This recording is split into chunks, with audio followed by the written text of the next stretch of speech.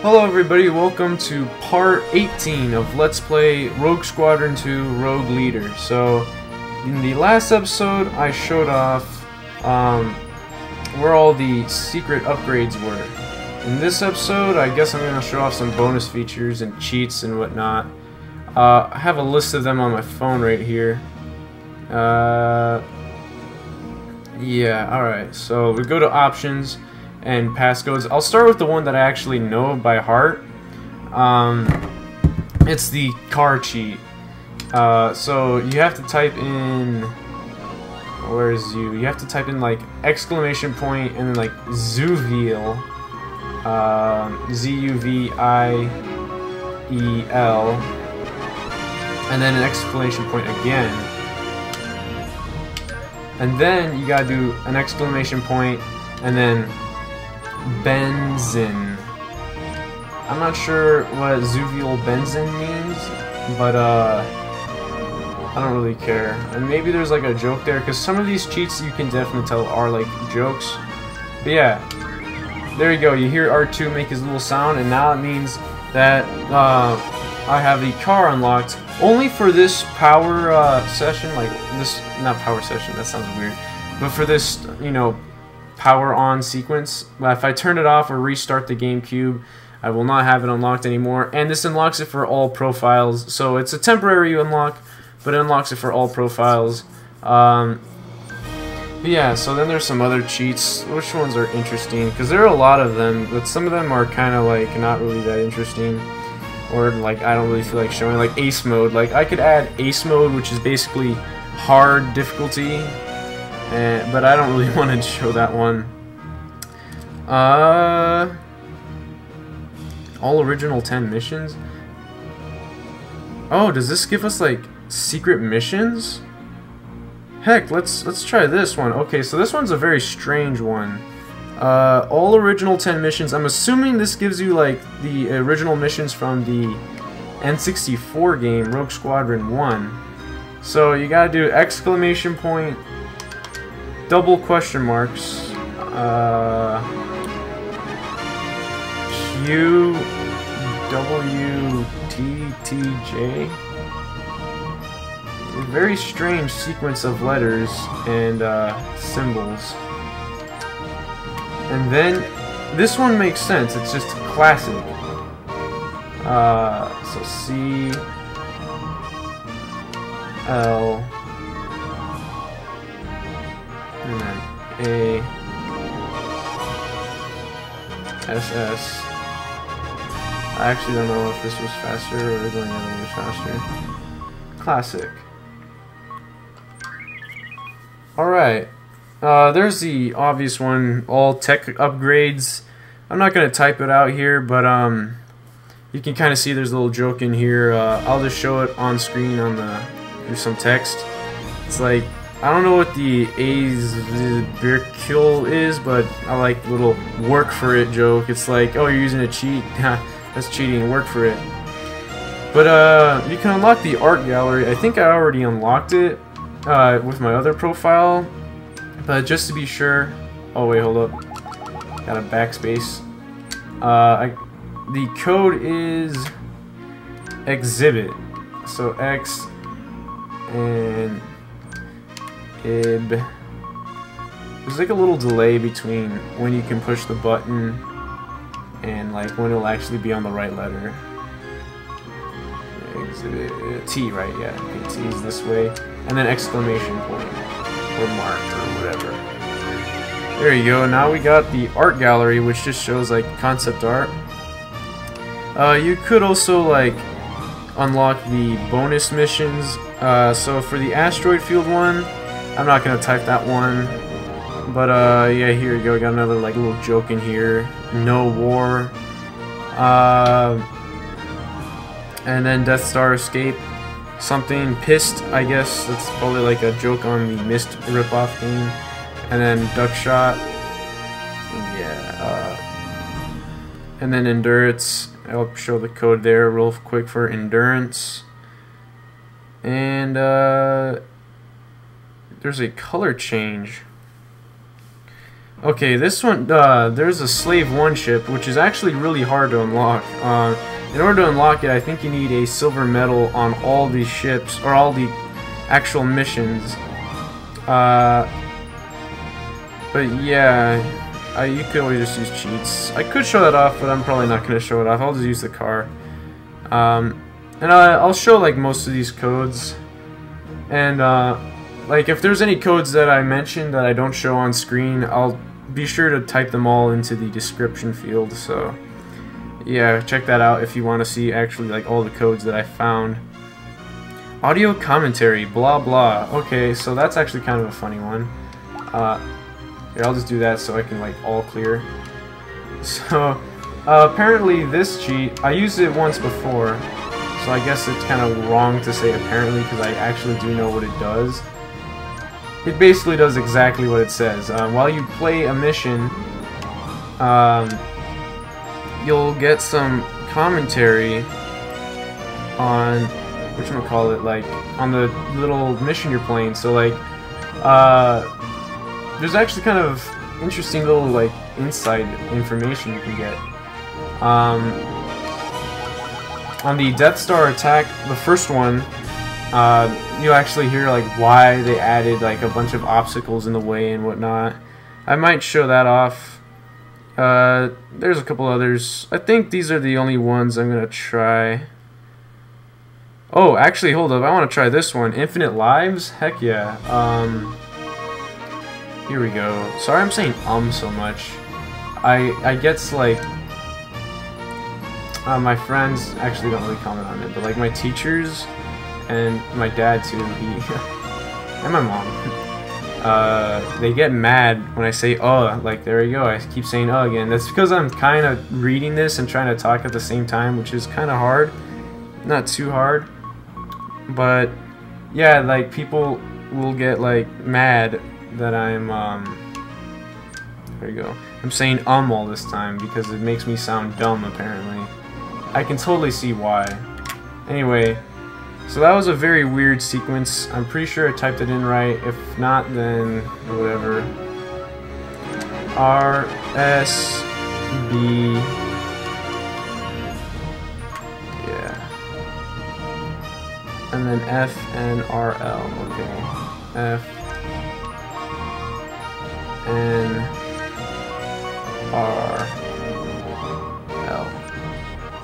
That's it? RSBFNRL.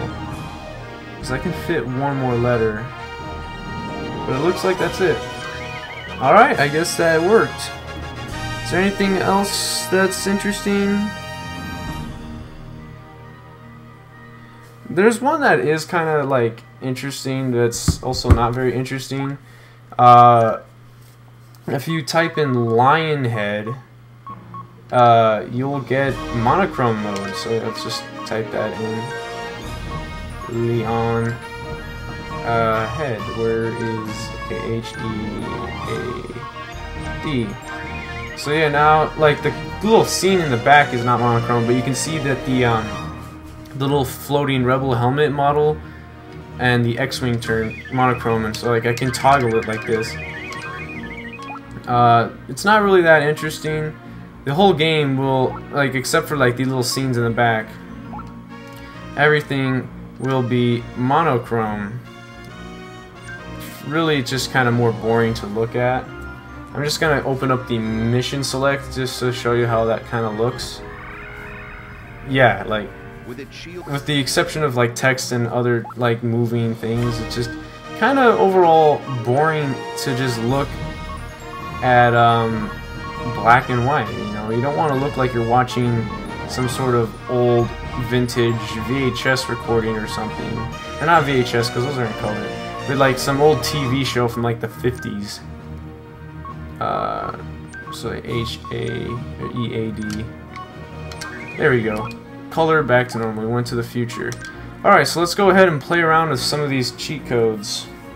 Hopefully by entering a game and exiting I didn't accidentally like somehow turn them off. Also, not really sure what it was like with original 10 missions. I didn't see any difference from when I turned them on. I don't know, I'll go into here and if there's anything different, then we'll be sure to see. Real quick, I'll do a Razor Rendezvous with the convertible car or whatever you want to call it. I hear it called the convertible and the car. Special features. I said I was going to show these off. Okay. Audio test. I'm pretty sure by audio test, it literally is an audio test. I should probably use this for my audio test before I record. I actually boot up a level to do that. But yeah, you can look at a teaser trailer, but I'm not going to show that. Documentary. You can unlock this with the cheat too. Like I said, I'll show that in the description. Yeah, okay, that's going to take... Now I think about it, that's going to take a while. But yeah, audio commentary.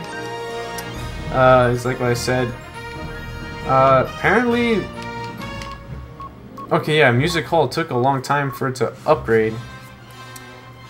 Oh yeah, I mentioned how I would show how whatchamacallit, like in the episode where I did the Death Star attack, but like the Imperial version. I forgot what that was called, but Triumph of the Empire. That's what the mission's called. I mentioned how there is an unused track in here that's supposed to be for the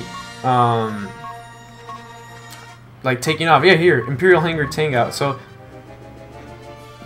like you hear this song in the background. This is what plays when you're on the Hoth base and you fly out. And this is like the regular fly out music. Well, here's the music for what was supposed to play when you're in an Imperial hangar, so.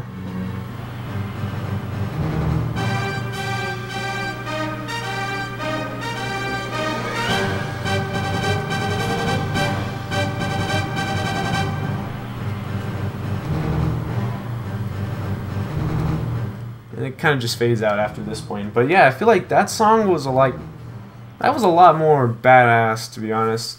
I mean, don't get me wrong, you know, this one's pretty badass too. But like, the other one kind of gets you in the mood of, you know, being part of the Empire. You know, you're Darth Vader and you're about to just go crush these rebel scum.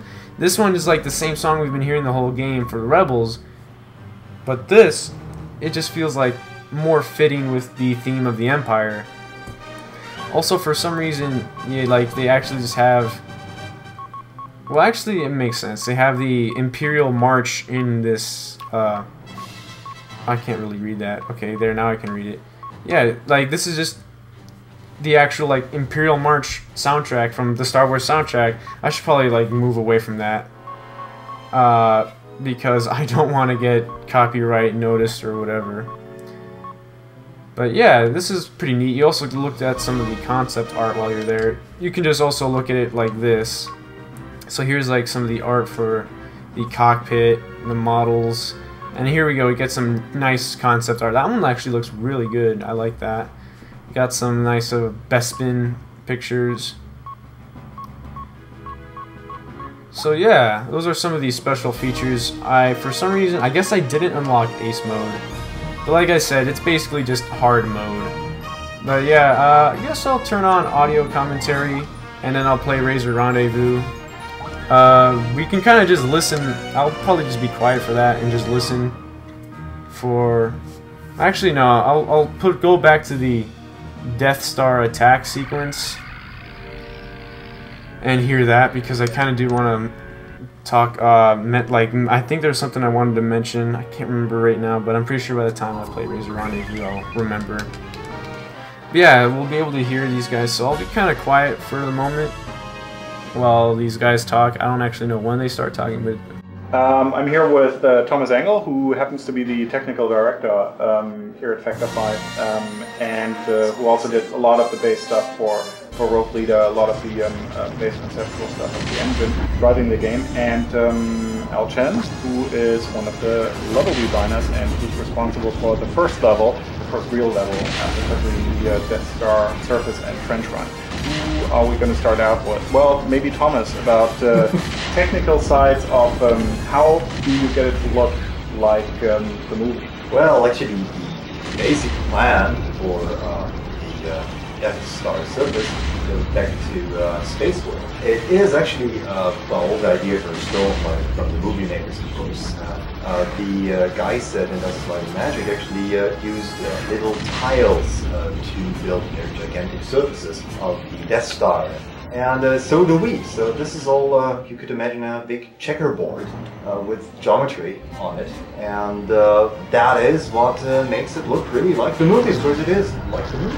Of course, on top of that, to make it look more realistic, we have shadows, big turrets, you have explosions going on, and all that type of stuff. And the trick here really is to make it look as vast and as, well, eternally huge as in the movie, which is one thing that kind of made necessary to sophisticated viewing mechanisms in there.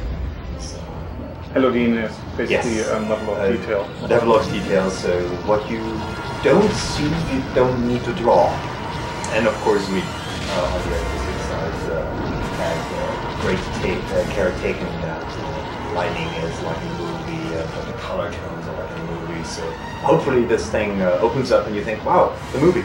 Well, an interesting detail I noticed when watching the movie recently again was that we've got real-time light everywhere being cast from the lasers and everything, which isn't the case in the movie because they didn't have ways when compositing together their effects to have actually real-time lights on there. So a couple of other things that again we stole. If you look at the turrets and how they shoot, then you'll see little flashes going on, and if you keen and sharp eye, then you'll see that actually little circles, and then you step through Star Wars, you'll see they use little circles in front of the turrets to make the blast a bit more impact. Alright, content-wise, Al, what was the philosophy behind the first level? Well, I mean, in terms of like the design side, the big challenge for this level was to recreate the movie, but also provide a nice, easy way for the player to get into the game and not to, you know, overwhelm the player initially. So we basically just kind of looked at the movie and looked for really marquee moments of the movie, and we tried to recreate those scenes, such as the deflection tower attack, the first engagements with the TIE fighters, and also the classic trench run. From those elements, we managed to put together something that's challenging but not overwhelming to the player. And I think it's a good introduction for most people to Rogue Leader, and it's also something everybody remembers from the movie, you know, especially the trench run. People don't remember those obstacles you have to fly. Oh, well, the obstacles were kind of doing a little tribute to the old Atari arcade game, since it would be very boring for the player to just go in a straight line down a corridor like that.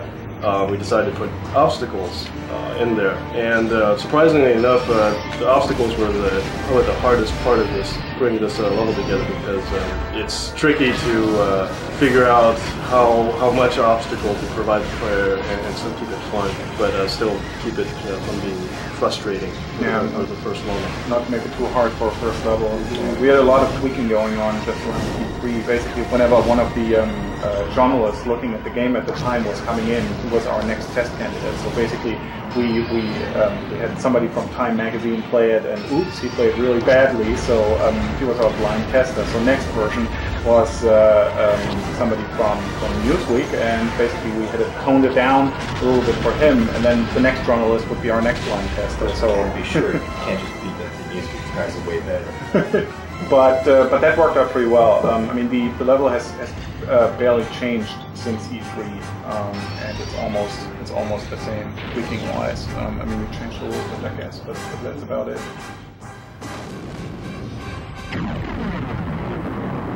Well, there you go.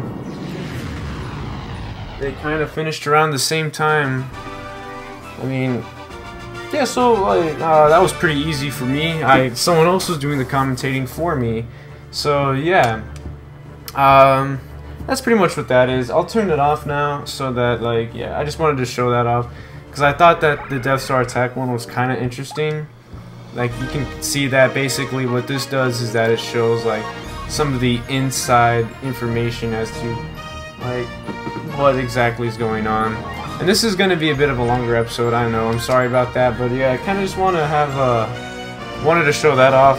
This one's more of just an episode just to show some stuff off, rather than a real serious one. But yeah, let me show you how much easier this is. So, yeah, with all the upgrades and the car, so, and infinite lives, obviously. Although you'll still get dinged on your gold medal for having infinite lives. But yeah, first of all, let's just look at this. How, like, just how dumb it is to have a freaking car in your futuristic space thing. Is there like anything? Oh, it looks like they're actually. Oh shoot! I pressed B to get out of first-person view, but I forgot pressing B actually takes you back to this menu. So we gotta go and walk over there again. You just press X twice. I forgot that's what you do to get out of what's it called? First-person view. Yeah, okay, so there's a little bit in the inside. But yeah, so you thought it was dumb enough just having a car, but just look at this.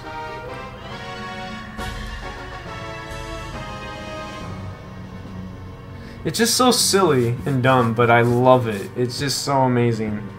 And when we go into the game, yeah, okay, shut up.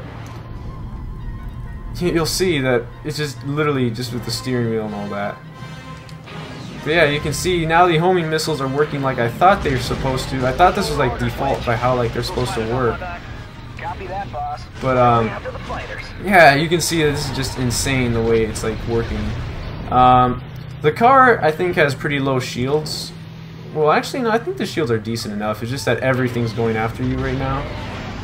But it's pretty good though. It's pretty fast. It's got infinite boost like the X-Wing, and kind of like the X-Wing, when it boosts, the model kind of changes up. Instead of like how the X-Wing is though, where like the wings close up, right here it's the hood of the car like closing up, or rather, I think it the hood opens up when you brake, and then like closes when you boost. And I think like the thing just went, yeah, so it is a convertible. It went up, like the roof is gone. But yeah, so you can already see how much faster this is going. When I start getting in trouble, I just spam all my missiles and hope that somehow that works. Also, yeah, it does have shields and an astromech somehow, even though there's no visible astromech droid on here. Yeah, I used the last of my missiles right there. But yeah, we're almost done. We might actually finish this in like really fast without dying. We're probably gonna die, just saying. Never mind. Captain, the Star Destroyer. It's heading towards a planet. So I didn't get any gold medal, but I got a silver medal, which is still an improvement. Surprisingly enough, that was fast, but not fast enough. But look at how many enemies I destroyed compared to how many was required. I destroyed 46, and not to mention that because, you know, I'm using homing missiles and not my actual lasers, my shot accuracy didn't really go down, because it only goes down when you use, I think anyway, it goes down only when you use your lasers and not your secondary weapons. So yeah, you can see, I can probably do a gold medal run real fast, but I'm going to switch it up. Remember how in Battle of Endor, how the TIE fighters and everything were just so, like, there's so many of them? Well, you can take out like a ton of them with the cluster missiles, like the homing cluster missile upgrade. So yeah, I say that the game definitely gets a lot easier if you go out of your way for those upgrades. So yeah, let's go ahead and get in here real quick. This one's definitely going to take a little bit longer, but hopefully it'll also speed up. Admiral, we're in position. Yeah, all fighters, blah blah blah. You're gonna turn around. Also, I love how you can hear like little cantina theme while you're in here, and you have a freaking bobblehead monkey. Not necessarily a bubblehead, but yeah. So now they're in range. Check this out. There's tons of them. They're not very efficient about how they go. Like sometimes they'll get like 4 of them going for 1. which, as you can probably guess, is not the best method for destroying as many TIE fighters as possible. But it's still, you know, it's pretty good. It still, like, spreads out pretty effectively. Hang on back there. We've got to buy more time. Boom. Yeah, you can see, like, that whole group right there pretty much just got, like, completely destroyed. Oh, wait, those are my allies. I just wasted it. That's the only problem about the cluster missiles, is that they'll also go for your allies. And, fortunately, it doesn't kill your allies. I'm pretty sure, anyway. I might be wrong about that, though. It doesn't kill your allies. I'm pretty sure the B-Wings would have blown up if it did. But, it does waste them, because if it's not hitting an enemy, then it's not really doing anything useful. But yeah, you can see I took out a ton of TIE... Well, we have infinite lives, so I don't have to worry about it. There we go. Start back up with 3 lives. Heck, if I wanted to, I could just go nuts. Definitely not going to get a gold medal. But if you really wanted to, you could just spam... Like, with these cheats, you just spam your rockets. And then you spawn in with 20 brand new rockets. Your deaths still count up though, so like if you're trying to see... Orders, Red Leader. Wow, there's like no TIE fighters anymore. On those fighters. But yeah, if you want to see like how many deaths you had at the end of it, it'll still count them up. So yeah, that is something to be wary of. Although I will say that this cheat does make the endurance minigame much easier. So yeah, you see it's like total quiet, you know. Now bombers are going to suddenly spawn in at one point. But yeah, until then, I just basically cleared out the whole... Oh, there's too many of them, yeah. Yeah, really. But there might be like 1 or 2 of them around here. Okay, now bombers are incoming, so even bombers can get totally destroyed by these things. Look at that.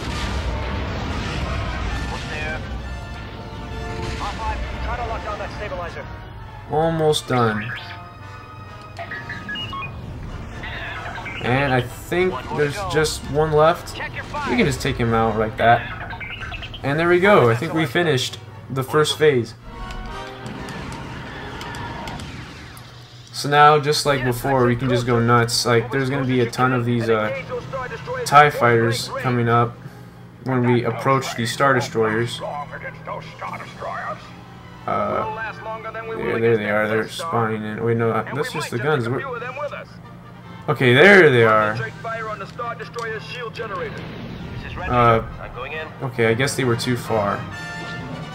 Here, now they should be close enough.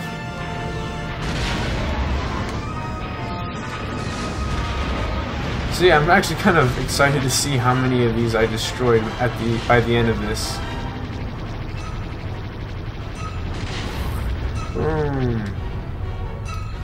I'm gonna go ahead and just destroy the whatchamacallit, Star Destroyer the regular way, and then I'll like kill myself to get a refill on my homing missiles. Hurry up and take out those generators. Or cluster missiles, I guess that's what they're called. The shields are down. Take out the bridge.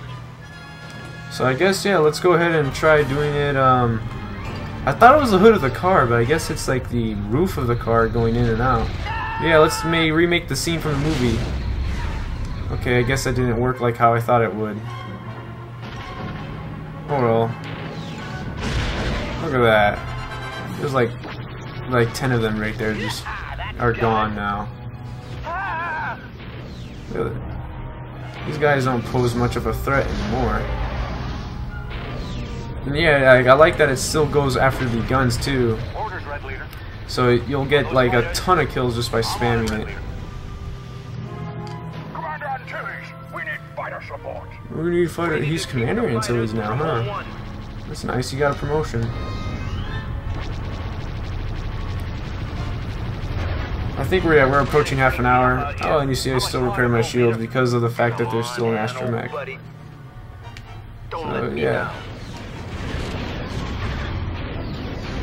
Boom, boom, boom, boom. Alright. shields are down. The Take shields out are the down. Okay, let's go. We've got to buy on more time. Yeah, look, there's a lot of them coming. But just as fast as they come, we can destroy them. Or as they appear, because that could be taken more than one way. And Orders, Red Leader. oh, come on. Watch out, Okay, there, we Shuttle. basically won right Those there. fighters. Now all we really have to do is just hold off until it's official. Check your fire. Oh hey, we destroyed one of those shuttles. Whoa! Actually, yeah, blow me up.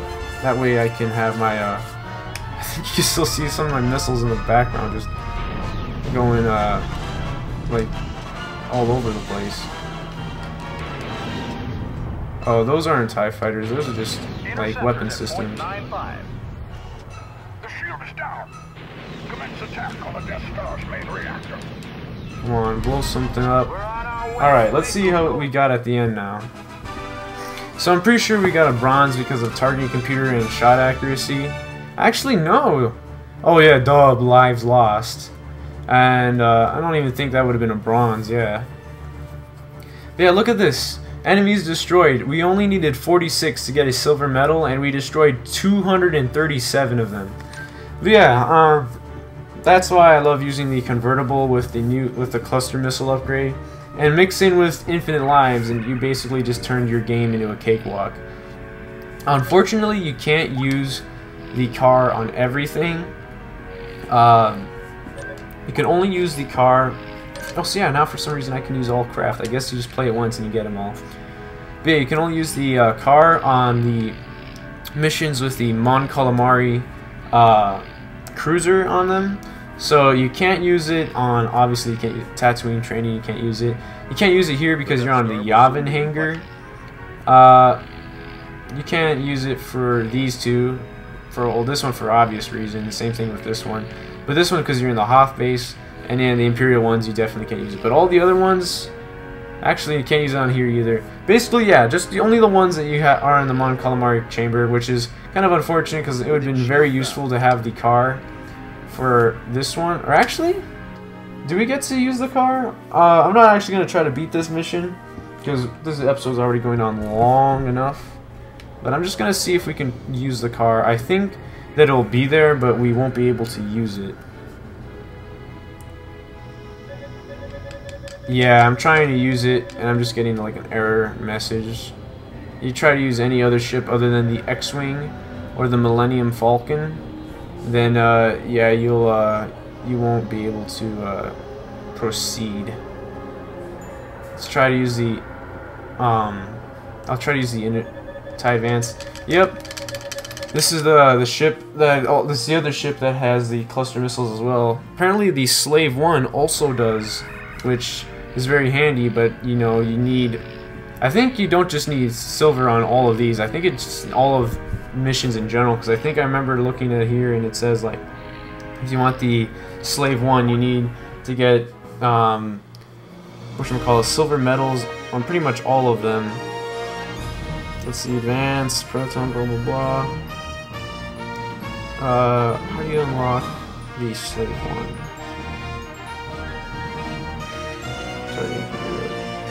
Huh.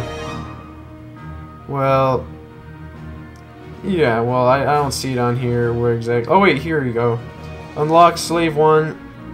You need to get 12 silver medals in all 10 missions, including the Star Escape and the Asteroid Field. So not the Imperial missions, but just those 2 bonus missions. So yeah. But yeah, thank you guys for watching. Any information that I didn't go over, or if you want to like review some information that I said, I'll have pretty much everything in the description, so don't worry about that. And yeah, thank you guys very much for watching this Let's Play series. It's a little different from the typical Mario and Zelda games that I've been doing. But you know, it's still a good game. It's definitely a classic on the GameCube. So yeah, and it's also very surprising because this game came out and like it was developed in like I think less than a year. So yeah, props to the developers on that. But yeah, thank you guys very much for watching this series, and hopefully I can make another series that won't be too bad. I'm not saying that this one's like not too bad, but it also could be bad. I don't want to like self-loathe on myself either. But yeah, hopefully I make some good YouTube videos in the future. Stick around for those. Maybe they might come out sooner than you expect. Who knows? But yeah, I've been talking too much. Yeah, thank you guys very much for watching, and until next time, I'll see you guys later.